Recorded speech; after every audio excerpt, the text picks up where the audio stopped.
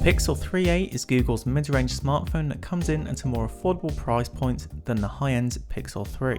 It features good performance, Android how Google thinks it should be done, and of course, the Pixel camera. The design of the Pixel 3a looks almost identical to the higher-end Pixel 3, sharing the same two-tone back and rounded design, although the back of the device is made from plastic to keep the cost down. It is a nice feeling and smooth plastic, but it is not grippy, so it can sometimes feel a little slippery to hold. On the back of the device, you can find the rear-facing camera as well as the fingerprint reader. Unlike many other smartphones out there, the Pixel is sticking to using a single camera with the enhancements taking place in the software side of the camera rather than using multiple sensors. Looking around the sides of the Pixel 3a, you'll find the power and volume rockers on the right hand side. I did find myself accidentally pressing the volume up button instead of the power button, so I do wish that those buttons might be a little further down, but that could just be happening because of how I hold the phone. On the top of the device, you'll find the headphone jack, so you can use any pair of headphones you'd like to. On the bottom, you'll find the USB-C port alongside the speaker. The SIM card slot can be found on the left-hand side, but unfortunately, there is no option to expand the built-in 64 gigs of storage. The sides of the device are finished with a glossy plastic, which does help quite a bit regarding grip, making the phone easier to hold in the hand. Moving around to the front of the device, you'll find the 5.6-inch display and front-facing camera. Aside from that, the front of the device is quite plain. The forehead and the chin of the device are quite large in comparison to other devices on the market, but so far that has been a trend that has shown throughout all of Google's Pixel devices. The Pixel 3a's display has a 1080p resolution with rounded corners with an aspect ratio of 18.5 by 9. The display is an OLED display, so it has fantastic contrast and great looking colours with support for HDR. The display gets bright enough for use outdoors and dims enough for use in a dark environment, but it sometimes can get a little tricky to see the display in direct harsh sunlight. Thanks to the display being OLED, this does bring up the option to use always on functionality, so you can see if you have any notifications and check the time without needing to wake your phone. There are also 3 colour modes that can be used with the display: natural, boosted and adaptive, so you have the choice of having a more natural looking image or a more saturated image. Viewing angles are decent, but they could be a little better. There is a noticeable colour shift when the phone is rotated at an angle, and it can be quite difficult to see the display if you're looking at it from a sharp angle. When the Pixel 3a was released, it shipped with Android 9 Pie, but it can be upgraded to the latest version of Android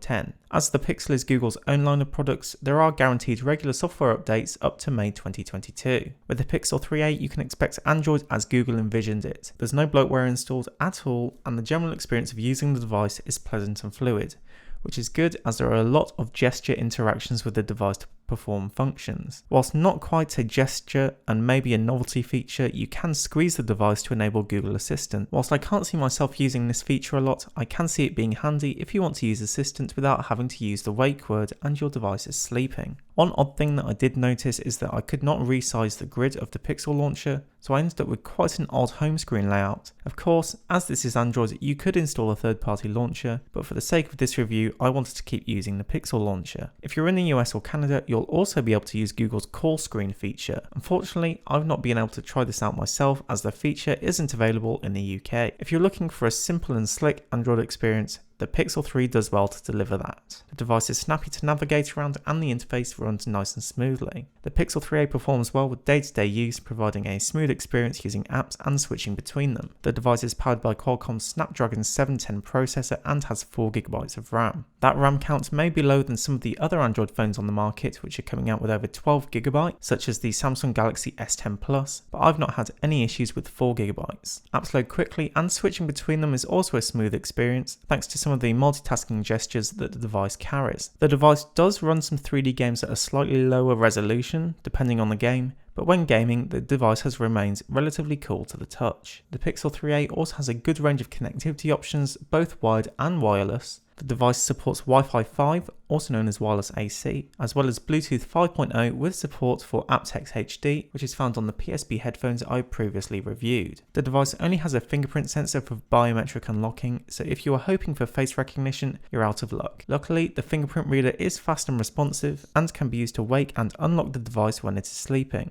The placement of the reader is good and it's located in a natural position for my finger to unlock my device. The speakers on the Pixel 3a are surprisingly good. For a budget phone, I was not expecting them to sound good, but I was pleasantly surprised. The bottom firing speaker works with the earpiece speaker to provide a better listening experience that works quite well. If you don't fancy using the speaker though, you can always use the headphone jack to plug in a pair of headphones or use a Bluetooth pair of headphones. I love the camera on the Pixel 3a. For a phone at this price point, it's a fantastic camera that works surprisingly well, considering it only has a single sensor. The device captures great looking photographs that are sharp and well exposed with good dynamic range. This is likely to the Pixel 3a having HDR always on by default, which helps with both the sky and land get properly exposed. This helps landscape photos look great. Colours within the photos themselves are mostly accurate, but sometimes the white balance can behave a little oddly, making things look overly cool or overly warm. That only happens to the occasional photo and is more of a rarity than a common problem. Despite only having a single rear 12.2 megapixel camera sensor, the device still supports a full portrait mode. This allows for portrait photography of pretty much any subject, whether it be a dog, leaf or person, to have a nice blurry background to help them stand out. Portrait mode looks great and is all processed after the photograph is taken, so there are two versions of an image, one with portrait mode and one without. Night sight can also be found on the device, which works well for capturing well-exposed images in a subpar lit environment. The image processing does a good job of removing noise whilst keeping good amounts of detail. The image processing is really what helps the Pixel's 3a camera remain strong and competitive in a market where phones are costing double if not triple the price of this device. Speaking of processing, one thing I have noticed whilst using the camera is that sometimes an image can look over or underexposed in the viewfinder, but when the image is taken it looks good because the device has had time to do any HDR and process the image. I've really enjoyed using the Pixel 3a's camera and it takes some great images. I particularly enjoy using portrait mode as it is one of the most polished versions of a portrait mode that I have used on a mobile device. Good work, Google. The front-facing 8 megapixel camera is just as good as the rear-facing camera. It is sharp, takes great photos and still supports the portrait and night sight modes in a range of different lighting environments. Unfortunately, if you're looking to get more hands-on with your mobile photography, the stock camera app doesn't have a manual mode, but does have other modes such as panorama, time-lapse and slow motion video. The device can also shoot 4K stabilised video at 30 frames a second, which is fantastic, or you can stick to 1080p at 30 frames a second or 60 frames a second. The video stabilisation is very good, providing a smooth feel to handheld footage. The front-facing camera supports a video resolution of 1080p, which is also stabilised. In comparison to other devices on the market, the battery capacity found in the Pixel 3a is average, coming in at 3000 mAh. You can still expect to get a day of use from the battery, but I wouldn't expect to get multiple days of usage out of the device on a single charge. The device does have adaptive battery, which limits the amount of power that infrequently used apps can use, which definitely helps with reducing battery drain. Unfortunately, despite the plastic back, the device doesn't support wireless charging, but it does support 18 watt fast charging, which will let you quickly top up your device with some power. So in conclusion, I think the Pixel 3a is a fantastic phone. It ticks most of the boxes of being a great smartphone, with its only main shortfall being an average sized battery. The value for money that the Pixel offers regarding performance, experience and especially camera performance makes the device a competitive offering in an endless market of smartphones. If you're a keen mobile photographer or just want to be able to capture great photographs on your phone with a great software experience and performance, the Pixel 3a is the way to go. So that's been it for this video. I will leave a link in the description if you want to learn more about the phone. Thanks to Vodafone for sending it out for review, and I will see you in the next one.